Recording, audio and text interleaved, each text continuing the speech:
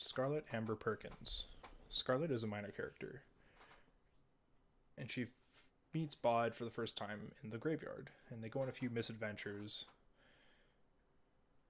and become friends, essentially.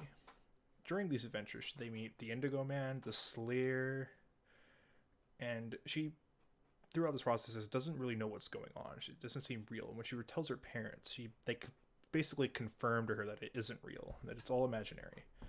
And she ends up believing so. So when she does go back, she doesn't seem it's real, but she plays along because she thinks it's all made up, that she made it up herself. Then she disappears from the story until the very end when she gets reintroduced at the climax, because she acts as the kind of like the instigator that opens up the climax. She's the link to the climax. She's very naive and gullible, and she is manipulated by by Jack Frost, the man, or the Man Jack, which then she unintentionally leads him to Bod. And even when the Jack's intentions are fully revealed, like she's going to die and Bod is going to die, she still in a bit disbelief and denial, thinking that this can't be real. In shock, basically. At the climax of the story, essentially, Scarlett provides that motivation for Bod. She's kind of like the damsel in distress, so to speak. He's defending her. He's making sure that she doesn't get hurt, and gives him extra motivation to go above and beyond. However, despite his heroism, Scarlett is fearful of Bod and views him as a monster, especially how he dealt with Jack Frost, or the Mad Jack. And in the end, due to all this fear and stuff, which hurts Bod quite a bit, is that her memories get wiped and she's basically run out of the story. Her purpose of that story was really just to be the link between the living and the graveyard. She was just that thing that connected Bod to the outside world and got him first really interested into it. Miss Lupescu. She's also a minor character, and by far my favorite character in this entire story. The way she's written as old-fashioned and no nonsense, or very strict, and to some people might say. And my favorite quote from right off the bat just expresses her like just straight up like, "Hey, I'm business," and says, "You will report to me on waking, and before you go to sleep, I have rented a room in a house over there." She is introduced in the story as a temporary guardian / mentor for Bod because Silas has gone away to, at least at this point we don't know, but to deal with the Jacks, essentially. Her purpose is to teach Bod some lessons and some maturity, as he's very immature at this point and ignorant, as she points out in this quote here. "You are ignorant, boy," said Miss Lupescu. "This is bad, and you are content to be ignorant, which is worse." This is because he doesn't believe he needs more lessons. It's summertime, basically, and he thinks it's free time, play, just doesn't care. And she says, no, there's lots for you to learn, and teaches him stuff that help him in the end, especially when he gets to Ghoulheim, and some of the skills that she taught him about, like how the ghouls make noise and stuff like that, help him get through. And despite the initial tension between the two, he becomes they like each other. And then near the end of the story, at the climax, prior to the climax, she sacrifices herself as to help Bod survive, so he doesn't have to live in fear anymore from the Jacks.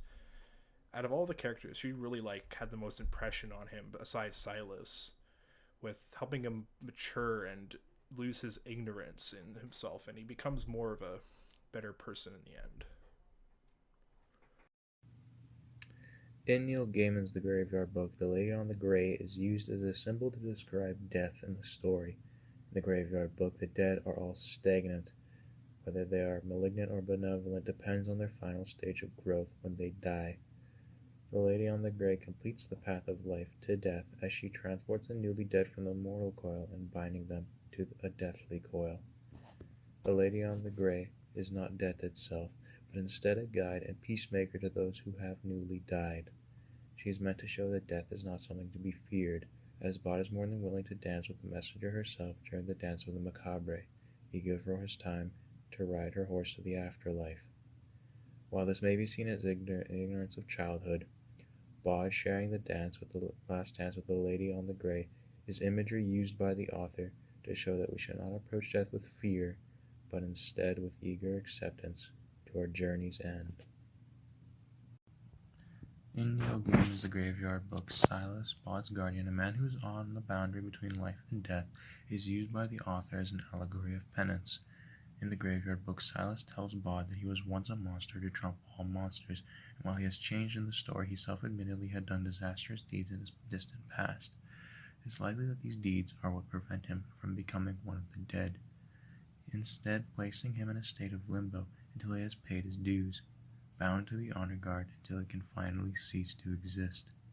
While Silas is portrayed as the wisest in the graveyard, knowing the doings and goings of modern society, he is often jealous of the ghosts, as seen when he states to Mrs. Owens that it must be nice to have a home, referring to the graveyard, and his solemn expression of watching the dance of the macabre. Unable to take part, he knows how unnaturally long his existence is, as even Lapushke dies, and wishes for his journey to come to its end. At the end of the story, once the Jacks are defeated and his duties as guardian to Bod have been completed, Silas leaves the graveyard to go back home, marking the end of his penance. However, this does not necessarily mean that Silas becomes a ghost.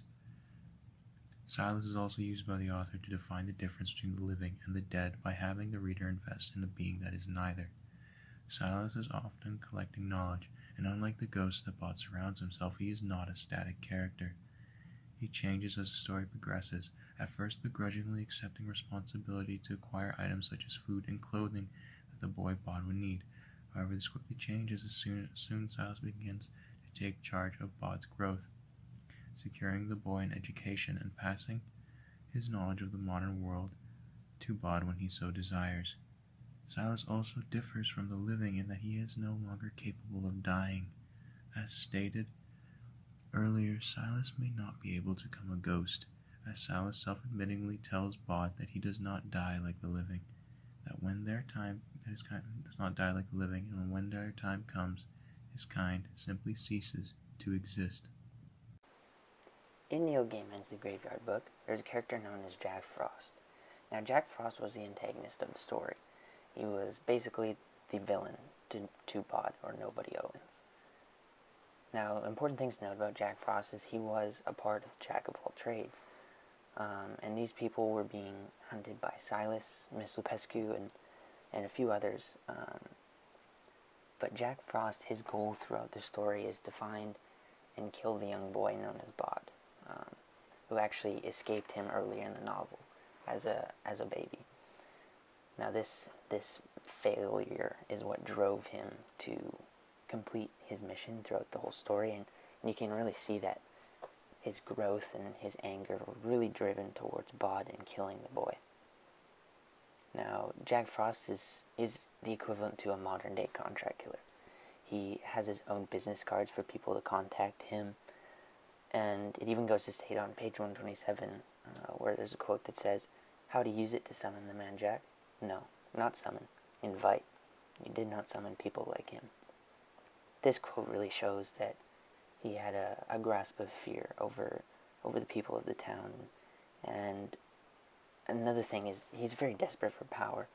On page 280 it says, "There can be a new brotherhood, more powerful than the last." And this quote is coming from Jack Frost himself, where all the Jacks of all trades have just died.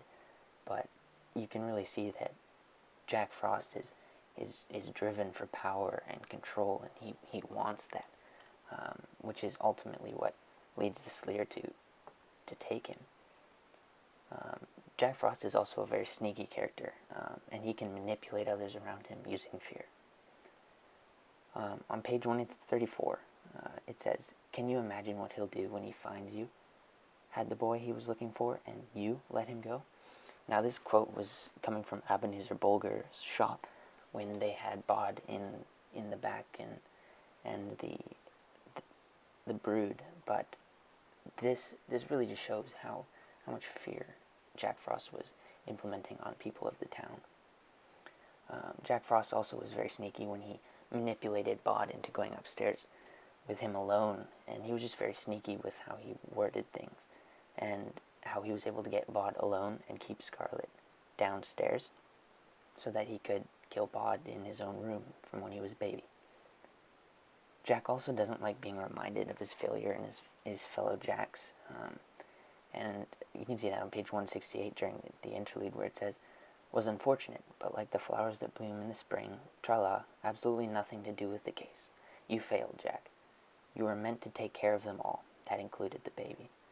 And this quote just reinstitutes that he was a failure in this sense, and that was what drove him through the entire novel and ultimately led him to this sense of search for power, and ultimately was his downfall when he and Bod confronted each other in the end of the novel with the Sleer. In Neil Gaiman's novel, The Graveyard Book, we come across a character known as the Sleer. In this story, the Sleer is a very minor character, doesn't play a huge role necessarily in the development of the characters, which is why we sometimes see them or see it as a static character. We see that this character only comes around about 3 or 4 times in the story. At the beginning, when Scarlet Amber Perkins and Bod are in the crypt, and they visit or meet the Indigo Man. We also see in the middle of the story, Bod encounters the Sleer 2 more times, and both times they're only talking to him about their master. And then at the end of the novel, we see the interaction with Jack Frost, Bod, and Scarlet Amber Perkins as well. The Sleer to us is a very mysterious character to the readers. As it says on page 282, afterwards he was never able to describe what he's seen. And this just demonstrates that no one knows what it looks like. You can't describe it. It's just very mystical. The Sleer are also only able to communicate with Bod and Jack Frost. And this kind of shows us that the Sleer is not part of the living world, because Scarlet, who is a human, cannot hear the Sleer. As it says on page 279, she said, "I didn't hear anything," and that just furthers that point. The whole purpose of the Sleer in the novel is they're waiting for their master to return.